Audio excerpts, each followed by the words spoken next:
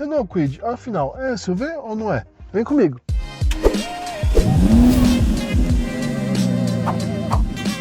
Saudações, amigos! Bem-vindo ao canal GT Cars, eu sou o Gabriel Teixeira e hoje eu vim esclarecer aqui uma polêmica que comenta-se muito. O Renault Kwid é um SUV ou não é? Afinal, o que é um SUV? A ideia de responder essa pergunta surgiu porque quando eu fiz o vídeo do Kwid, eu coloquei Kwid, o SUV dos compactos. Na verdade, eu quis fazer uma provocação, porque é assim que a Renault lançou esse carro. Então, na verdade, eu quis fazer assim para chamar mais atenção e teve muitas críticas. Muita gente falou, pô, mas então HB20X também é um SUV, não sei o que lá. Então houve muitas reclamações. Eu vim esclarecer para vocês, afinal, o que é um SUV, o que não é. De onde surgiu primeiramente SUV? Essa sigla surgiu nos Estados Unidos. Então ele tinha um outro conceito. SUVs eram carros como que se assemelhavam a peruas em termos de carroceria e eram feitos sobre chassis, ou seja, eram feitos na mesma estrutura de picapes. Então essas picapes aí como S10, Hilux, eram feitas em cima dessas picapes, um carro com uma aparência parecida com uma perua. E aí eles tinham sempre, eram carros altos e tinham atributos off-road, ou seja, eram 4x4, eram veículos feitos para ser utilizado também na terra.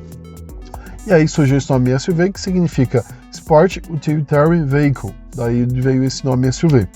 Infelizmente, com o tempo, felizmente, enfim, acabou se adotando muito esse nome para carros menores, então eles simplificaram, tiraram os SUVs, eles até hoje são fabricados, mas esse nome começou a vir para carros menores, para carros que já eram monobloco, enfim, carros que tinham a aparência de um carro fora de estrada, mas que na verdade não era, nada mais era do que um carro de passeio um pouco mais alto.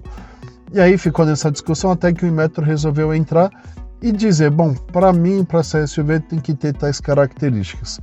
Então vamos lá, afinal, quais são essas características necessárias para você ser considerado um carro, ser considerado SUV? Ângulo de entrada de 23 graus, ângulo de saída de pelo menos 20 graus, ângulo de transposição de obstáculo de pelo menos 10 graus, altura livre do solo de pelo menos 200 mm ou 20 cm, ou a distância da parte ali do eixo sub-eixo até o chão, né, da parte mais baixa de 180 mm. Para os ângulos, você tem uma tolerância aí de 1 grau, e para essa distância aí do vão livre, a gente tem uma tolerância de 20 mm, até 20 mm.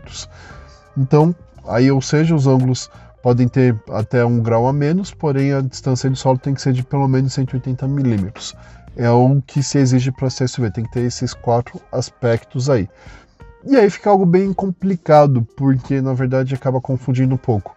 Então o Kwid sim acaba sendo considerado um SUV por essas características, bem como o novo C3, o Uno Way, o Argo Tracking e o próprio CrossFox.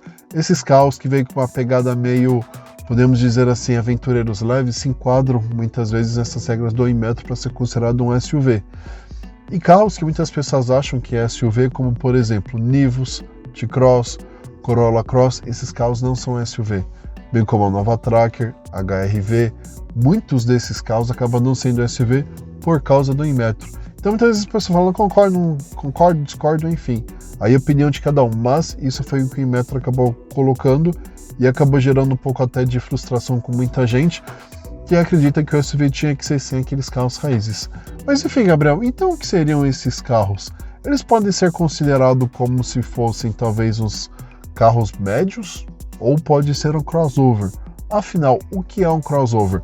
Crossover, na verdade, são carros que misturam alguns tipos de características de carros diferentes, como por exemplo um SUV mesmo. Ele mistura o estilo de uma perua com uma Duster, que é um carro alto, mistura muitas vezes como um Corolla Cross, mistura de um carro sedã, a forma de dirigir, ou um T-Cross, que ele se assemelha muito a um hatch na forma de dirigir, então ele tem características de diversos carros. Isso sim seria um crossover. Bom, esqueci de comentar com vocês o que seria então o ângulo de ataque e saída.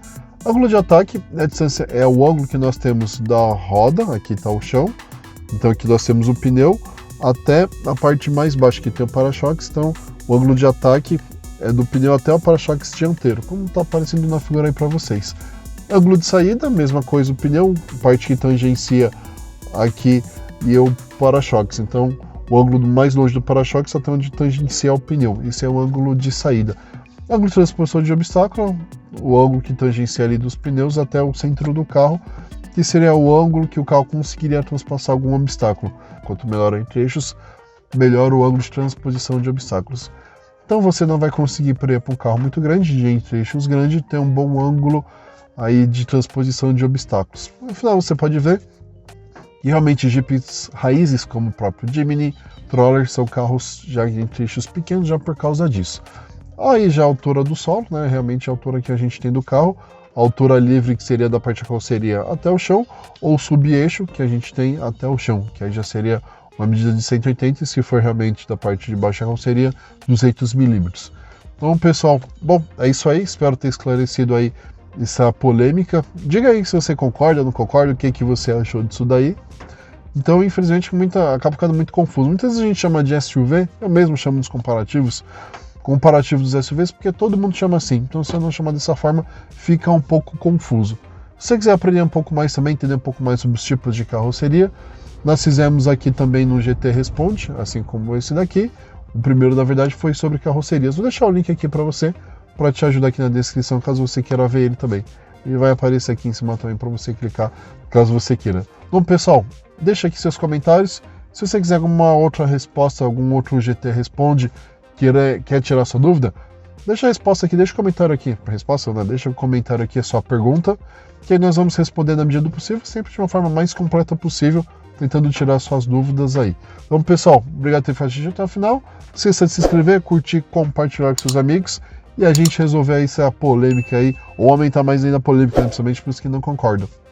Também siga a gente nas redes sociais, GT Car School, Instagram, Facebook, Kawaii e TikTok. Obrigado por ter ficado até o final, pessoal. Valeu!